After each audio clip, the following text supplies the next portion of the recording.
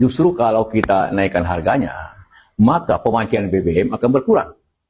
Orang akan menghemat. Kata Yusuf Kala, BBM kita itu harus ikut harga internasional. Tapi pemerintah sekarang lebih pilih cara yang sedikit berbeda. Ya emang benar sih yang dibilang sama Yusuf Kala. Kalau harga minyak dunia naik, harga BBM dalam negeri juga seharusnya menyesuaikan. Dan secara ekonomi, itu logis. Negara nggak bisa terus-terusan menahan beban. Tapi pemerintah saat ini mencoba dengan pendekatan lain. Harga tetap dijaga agar tidak langsung naik dramatis, tapi konsumsi BBM yang ditekan. Salah satunya ya lewat kebijakan WFH. Dengan mobilitas yang berkurang, pemakaian BBM ikut turun. Jadi, tekanan terhadap anggaran negara bisa dikendalikan tanpa langsung membebani rakyat lewat kenaikan harga. Artinya, pemerintah itu nggak sekedar mengikuti pasar global, tapi mencoba menyeimbangkan antara ekonomi negara dan daya beli masyarakat. Ini tuh bukan solusi yang sempurna ya, tapi ini bisa jadi langkah menahan dampak supaya nggak langsung terasa berat. Kadang ya, kebijakan terbaik itu bukan yang paling ideal, tapi yang paling minim dampaknya buat rakyat. Dan menurut kalian, langkah ini tuh cukup bijak atau justru masih kurang sih?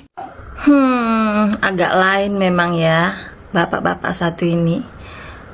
Di saat pemerintah tidak menaikkan BBM, malah dia menyarankan untuk menaikkan BBM. Tuh. Kalian tandailah dia. Kalian tandai bapak ini siapa ya? Dia bohirnya siapa? Siapa lagi? Bohirnya Anies Baswedan. Jadi ini nih salah satu pembisik yang mempengaruhi pengambilan kebijakan.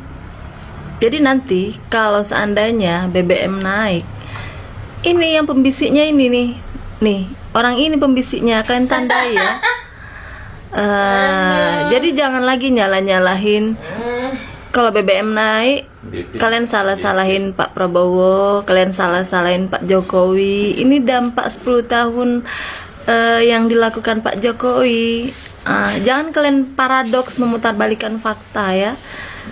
Karena sesungguhnya orang ini yang jadi pejabat tuh pengennya gampang aja gitu. Kalau minyak dunia naik, udah otomatis naik. Nggak ada alternatif lain dia itu.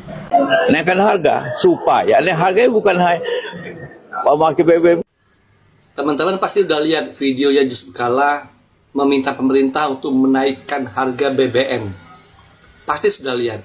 Dan teman-teman pasti mikir, ya, tujuannya untuk apa? Kalau kita tarik garis dengan George Soros Foundation, itu bisa terjadi di Indonesia jika terjadi kepanikan terhadap BBM. Teman-teman tahu tujuan Yusuf Kala apa? Ya, pertama, ketika pemerintah menaikkan harga BBM, tentu antrian akan menggular di setiap SPBU di seluruh Indonesia.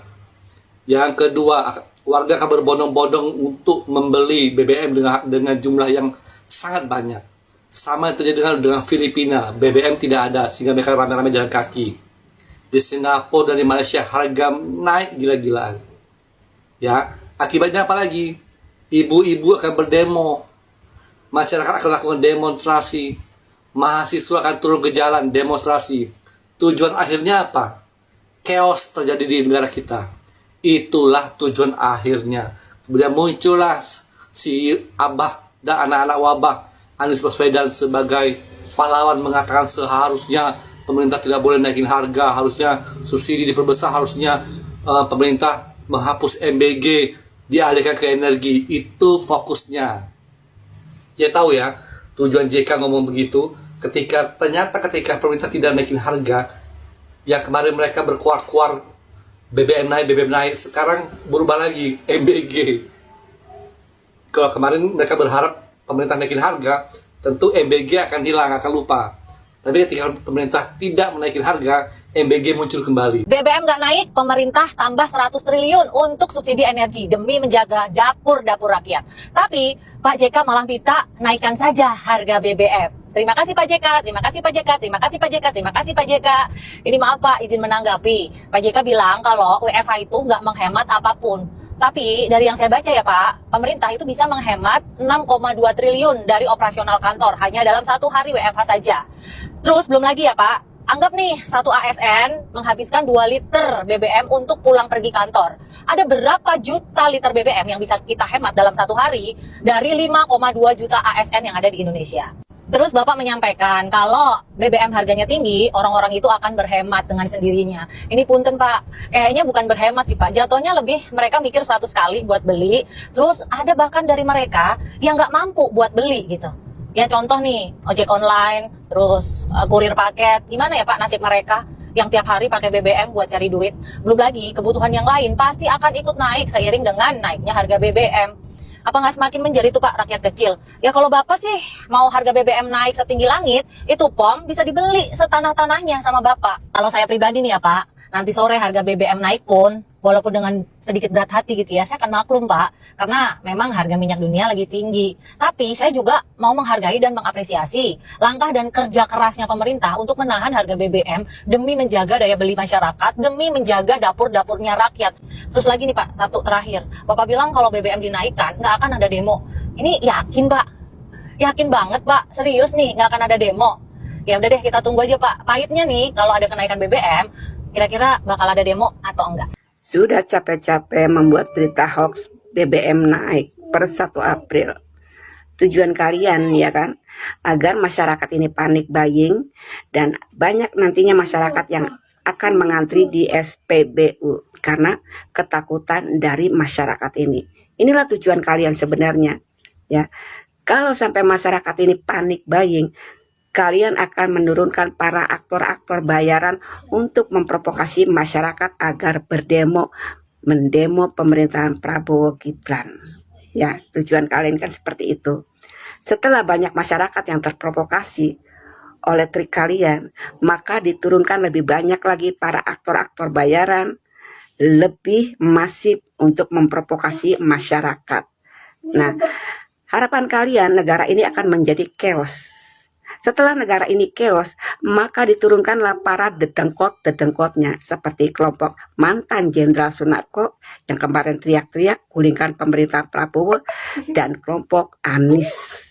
Ya, pokoknya kelompok yang kalah ini ya akan turun semuanya bagaimana caranya mereka bisa menggulingkan pemerintahan Prabowo. Ya Allah, Pak Yusuf Kalla, Pak Yusuf Kalla. Kita ini satu kampung Pak. Dulu Bapak itu sosok idola saya, kebanggaan saya sebagai anak Bone asli ya. Bapak kan Bone asli juga.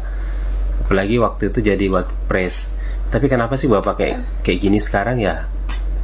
Aduh, malah sarankan pemerintah kasih naik harga BBM dan alasan menjaga stabilitas APBN supaya orang tidak banyak beli BBM. Pak mikir nggak sih Pak?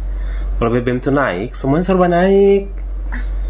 Kayak Bapak ini tidak pernah jadi pemimpin saja di negeri ini. BBM kita jebol nggak sih? Pak JK dan beberapa pengamat mempertanyakan keputusan pemerintah yang tidak menaikkan harga BBM di tengah naiknya harga minyak dunia. Padahal tetangga-tetangga kita hampir semua menaikkan harga BBM-nya tentu untuk menjaga keuangan negaranya. Oleh karena itu, khawatir APBN jebol itu valid-valid aja. Tapi jangan berhenti di khawatir. Kekhawatiran itu perlu kita cari tahu dan definisikan. Karena kalau berhenti di khawatir, apalagi menyebarkan kekhawatirannya ke banyak orang, yang ada jadinya cuma propaganda nakut-nakutin orang pada sebuah hal yang sebenarnya nggak seburuk itu. Dengerin sampai habis, kita definisikan. Jadi, jebolnya APBN, kalau dalam Undang-Undang Keuangan Negara kita, kalau nggak salah Undang-Undang nomor 17 tahun 2003, di pasal 17 ayat 3, itu memberikan batas defisit anggaran kita itu di 3%. Dan batas rasio hutang kita itu di 60%. Dan ini batas yang konservatif sekali, karena negara-negara seperti Amerika dan Jepang, itu defisit anggarannya bisa sampai 6%, 2 kali lipat lebih tinggi dari batas aman yang ditentukan oleh negara kita. Bahkan rasio hutangnya mereka bisa sampai 100%. Tapi kita balik lagi ke batas yang ada di negara kita aja. Batas defisitnya itu 3%. Dengan tidak naiknya harga BBM, kalau diasumsikan rata-rata kenaikan BBM jadi $100 per barel, Purbaya udah hitung, butuh tambahan subsidi sekitar 100 triliun rupiah. Dengan tambahan subsidi ini, defisit APBN kita yang tadinya sekitar 2,6% itu naik jadi 2,9%. Yang mana masih di bawah batas aman undang-undang negara kita, yang mana batasnya aja itu termasuk konservatif. Jadi kalau kita cari tahu dan definisikan, sebenarnya nggak akan bikin APBN jebol. Ini belum menghitung akan ada kompensasi kenaikan pendapatan negara dari naiknya komoditas-komoditas jagoan kita seperti kelapa sawit, nikel, batu bara, dan lain-lain. Jadi tenang aja, di perang ini negara negara kita punya banyak privilege, punya banyak kelebihan, punya banyak kelonggaran. Nggak perlu ketakutan negara kita kehabisan uang, apalagi menjadikan ketakutan tanpa dasar kita sebagai usaha provokasi untuk menghentikan program yang bisa memberikan manfaat ke puluhan juta orang seperti makan bergizi gratis. Provokasi kayak gitu sama sekali nggak diperlukan, sama sekali nggak dibutuhkan, sama sekali nggak menguntungkan Indonesia. Setelah denger ini, menurut kalian Indonesia aman nggak?